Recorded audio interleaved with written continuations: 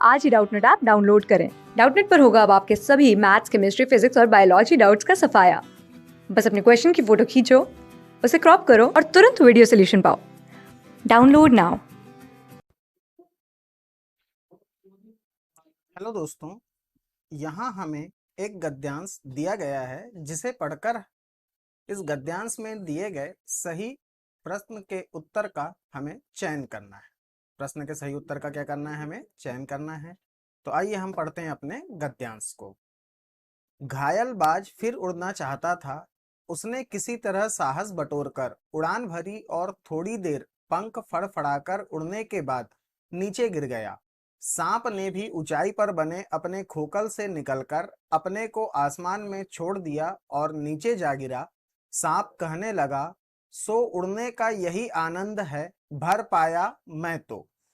पक्षी भी कितने मूर्ख हैं। सांप क्या कहता है? पक्षी भी कितने मूर्ख हैं, धरती के सुख से अनजान रहकर आकाश की ऊंचाइयों को नापना चाहते थे, किंतु अब मैंने जान लिया कि आकाश में कुछ नहीं रखा, केवल ढेर सी रोशनी के सिवा वहां कुछ भी नहीं। शरीर को संभालने के लिए कोई स्थान नहीं, कोई सहारा नहीं। फिर वे पक्षी किस बूते पर इतनी डींगे हाँकते हैं, किस लिए धरती के प्राणियों को इतना छोटा समझते हैं। अब मैं कभी धोखा नहीं खाऊंगा। मैंने आकाश देख लिया और खूब देख लिया। बाज तो बड़ी बड़ी बातें बनाता था, आकाश के गुण गाते थकता नहीं था। उसी की बातों में आकर मैं आकाश में कूदा था। ईश्वर भला करे, मरते मरते बच गया। अब तो मेरी यह बात और भी पक्की हो गई है कि अपनी खोखल से बड़ा सुख और कहीं नहीं है। धरती पर रेंग लेता हूँ, मेरे लिए यह बहुत कुछ है। मुझे आकाश की स्वच्छंदता से क्या लेना देना। ना वहां छत है, ना दीवारें हैं, ना रेंगने के लिए जमीन है। मेरा तो सिर चकराने लगता है, दिल कांप कांप जाता है। अपने प्राणों को खतरे में डालना कहाँ की चतुराई है। सांप सोचने लगा कि बाज अभागा था, जिसने आकाश की आजादी को प्राप्त करने में अपने प्राणों की बाजी लगा दी। किंतु कुछ देर बाद सांप के आश्चर्य का ठिकाना नहीं रहा। उसने सुना, चट्टानों के नीचे से एक मधुर रहस्यमय गीत की आवाज उठ रही है। पहले उसे अपने कानों पर विश्वास नहीं हुआ, किंतु कुछ देर बाद गीत के स्वर अधिक सुनाई देने लगे। वह अपनी गुफा से बाहर आया और चट्टान के नीचे झांकने लगा। सूरज की सुनहरी किरणों में समुद्र का नीला जल झिलमिला रहा था। लोग मिलकर गा रहे थे। क्या गा रहे थे? ओ निडर बाज, शत्रुओं से लड़ते हुए तुमने अपना कीमती रक्त बहाया, पर वह समय दूर नहीं जब तुम्हारे खून की एक एक बूंद जिंदगी के अंधेरे में प्रकाश फैलाएगी और साहसी बहादुर दिलों में स्वतंत्रता और प्रकाश के लिए प्रेम पैदा करेगी।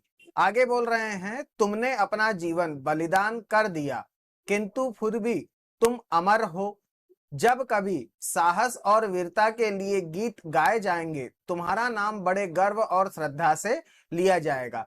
तो इस तरीके से हमें हमारा गद्यांश दिया गया है। इस गद्यांश से संबंधित एक प्रश्न दिया गया है, जिसे पढ़कर हमें सही उत्तर का चयन करना है। तो आइए अब हम देखते हैं प्रश्न को। प्रश्न में क्या दिया गया है? प्रश्न को अगर पढ़ें तो प्रश्न में लिखा हुआ है, ओ निडर बाज उपयुक्त पद में क्या पूछा गया है? ओ निडर बाज उपयुक्त पद में कारक चिन्ह की पहचान कीजिए। अब हमें कारक चिन्ह की पहचान करने के लिए बोला है कि इस शब्द में ओ निडर बाज में कौन सा कारक चिन्ह है, जिसके हमें 4 उत्तर दिए गए हैं। पहला उत्तर दिया गया है कर्ता कारक, दूसरा उत्तर दिया गया है कर्म कारक, तीसरा उत्तर दिया गया है संबंध कारक और चौथा उत्तर दिया गया है संबोधन कारक। क्या लिखा हुआ है इस प्रश्न में? प्रश्न में लिखा हुआ है ओ निडर बाज। क्या लिखा हुआ है? ओ निडर बाज। और आगे जो चिन्ह लगा हुआ है, इस चिन्ह को बोलते हैं विस्मयादि चिन्ह। क्या बोला जाता है इस चिन्ह को? इस चिन्ह को बोलते हैं विस्मयादि चिन्ह। तो विस्मयादि चिन्ह का प्रयोग कहां पर किया जाता है? जहां कहीं विस्मय, हर्ष, आश्चर्य हो।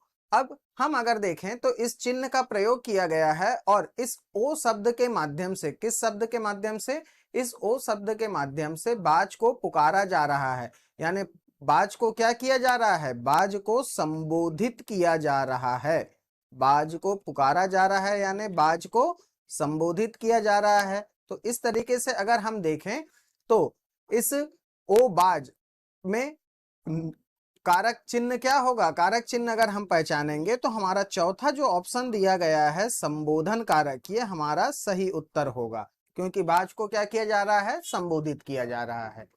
धन्यवाद।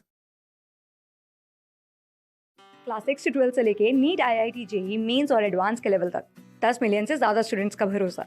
आज ही डाउनलोड करें डाउटनेट ऐप या व्हाट्सएप कीजिए अपने डाउट्स 8400 400 400 पर।